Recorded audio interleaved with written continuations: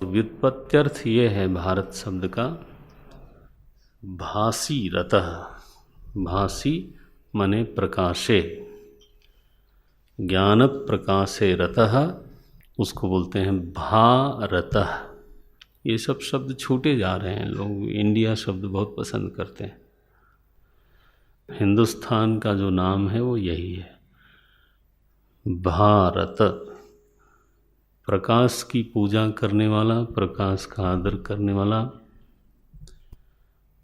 प्रकाश की ओर उन्मुख जो राष्ट्र है, जहाँ के निवासियों ने सदा ही ज्ञान का आदर किया, पूजा की।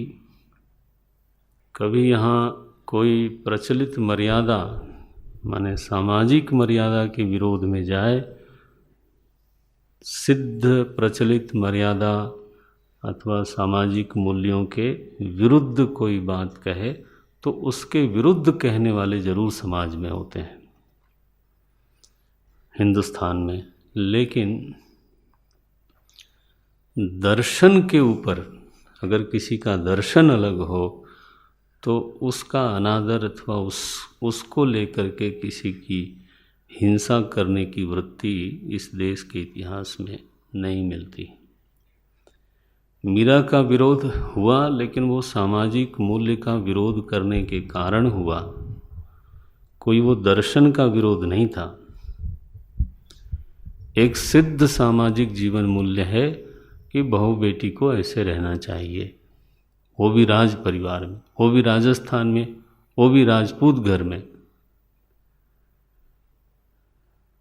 तो हर सत्संग मंडली में वो नाचने लग जाएं तो वो चूँकि एक सिद्ध जीवन मूल्य, सामाजिक जीवन मूल्य के विपरीत आचरण था, तो उसका विरोध होना अस्वाभाविक नहीं है। आज भी ऐसा होगा, ये नहीं कि केवल उसी समय हुआ, आज भी ऐसा होगा, क्योंकि उससे जाति की प्रतिष्ठा का संबंध है, परिवार की प्रतिष्ठा का संबंध है, कदाचित क्षेत्र की प्रतिष्ठा का संबंध है। वह आपके व्यक्तिगत जीवन का ही केवल प्रश्न नहीं रह जाता। लेकिन हमें ऐसा कोई इतिहास नहीं मिलता कि दर्शन का कोई विरोध हुआ हो। यहाँ वेदांत के 6 दर्शन पूजित रहे, यहाँ जैन दर्शन पूजित हुआ, बौद्ध दर्शन पूजित हुआ, चाहे जितने दर्शन आए सभी का सम्मान किया गया।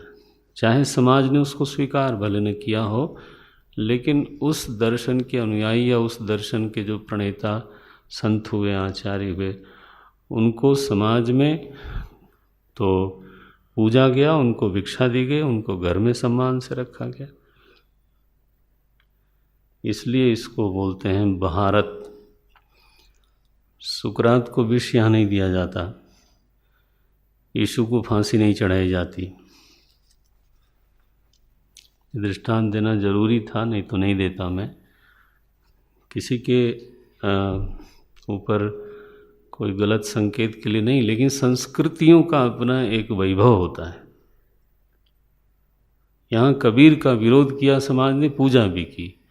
विरोध इसलिए किया क्योंकि उन्होंने सिद्ध मान्यता का विरोध किया। सिद्ध मान्यता है भगवान के विग्रह की पूजा, उसको कोई है ना कठोरता से उसका खंडन करे तो नेचुरली दूसरों के मन को आहत किया जा रहा है, तो वो भी तो विरोध करेंगे। लेकिन कबीर को किसी ने विष नहीं दिया।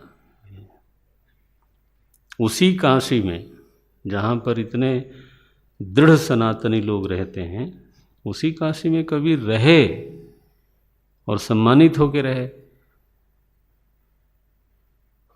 जिस काशी को लोग बहुत ज़्यादा पारंपरिक मानते हैं, और है भी, और इस बात का गौरव है काशी वालों को, लेकिन उसी काशी में रैदास रहे, कहीं और नहीं रहे, इस बात का ध्यान रखना चाहिए। उसी काशी में रैदास रहे और उसी काशी में वो सम्मानित हुए। तो ये दार्शनिक औदार्य, दर्शन का मतलब है प्रकाश। प्रकाश की पूजा है। चिंतन का सम्मान है, साधना का सम्मान है। लेकिन अगर कोई सामाजिक मान्यताओं के ऊपर दूसरी सामाजिक मान्यता की बात करता है, ध्यान रखना वो कोई दर्शन नहीं है। तो जब किसी भी सामाजिक परंपरा से हट करके आप उसका विरोध करोगे तो आपके विरोधी फिर खड़े होंगे और उस विरोध में संघर्ष कहीं तक जा सकता है। कई बार इट इज़ वाइडली मिसअंडरस्टूड कि जो परंपरा का संघर्ष है उसको ये लोग कभी कभी दार्शनिक संघर्ष समझ लेते हैं। वो गलत बात है।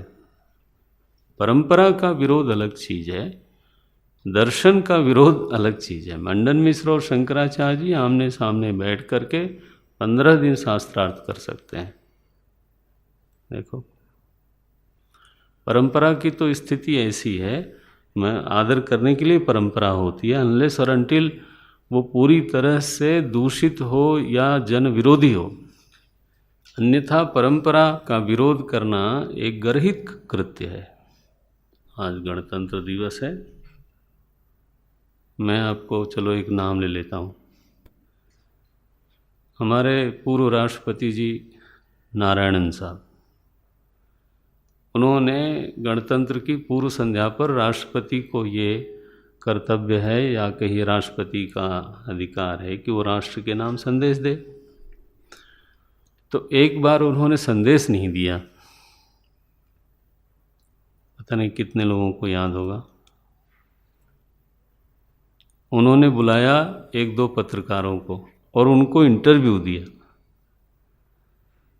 वो लिखित प्रश्न थे उनके और वो पूछते गए और उन्होंने जवाब दिया। तो वो चाहते यही थे कि राष्ट्र हमारे विचारों को जाने, लेकिन इस तरीके से जाने। उसका पूरे देश में विरोध हुआ कि आप इंटरव्यू का जहाँ तक प्रश्न है वो किसी भी दिन दे सकते हो। You are a president, who is stopping you.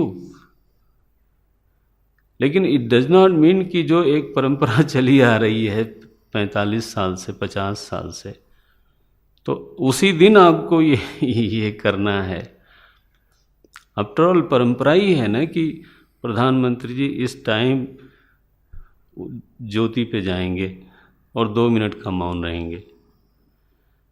अब कोई कहे कि इस 2 मिनट के मौन रहने में क्या ऐसा खास बात है, तो ऐसा हर पॉइंट पे अगर कहने लग जाए आदमी तो किसी भी समाज या किसी भी देश की कोई परंपरा बनती नहीं। फिर देश की अपनी परंपराएं होनी चाहिए, उसी से उसकी पहचान होती है।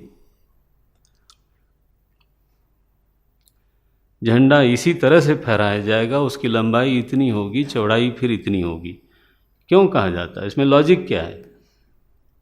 अगर हमने 6 इंच बढ़ा दिया, लंबा कर दिया झंडे को, तो इसमें क्या बिगड़ गया? ऐसा कोई बोल सकता है?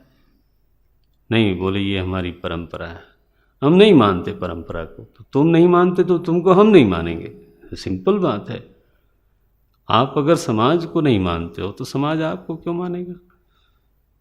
तो ये दर्शन का धरातल ही नहीं है जहाँ पर ये लोग सामाजिक बातों को कहते सुनते हैं, परस्पर विरोध करते हैं और विरोध झेलते हैं।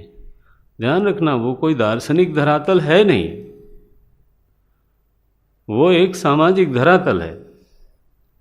हमारे यहाँ इतने परस्पर विरोधी मत आए, सबने अपने अपने ढंग से विचारों को कहा। किसी ने जीव को कुछ कहा, किसी ने आत्मा को कुछ कहा, किसी ने ईश्वर को नहीं माना। सोचिए, किसी ने ईश्वर को माना।